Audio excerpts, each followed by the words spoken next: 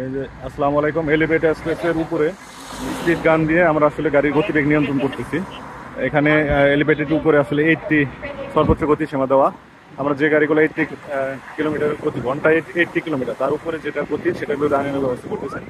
এই যে একটা গাড়ি দেখতেছেন, এটা 84 আসছে গতি। এটা প্রথমে ছিল 84, পরে 82, ঠিক আছে। ওভার স্পিড 82 আপনার গাড়ি। এখানে লিমিট ছিল প্রথমে 60, এখন হলো 80। তারপরেও আপনাদের ওভার স্পিড বেশি।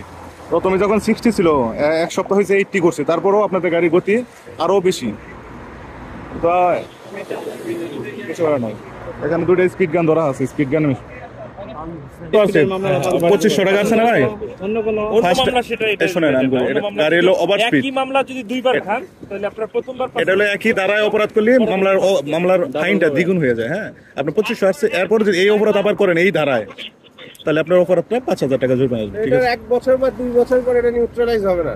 না, এটা এর সিস্টেম নাই। এটা তো বিআরটি থেকে টাকা করা।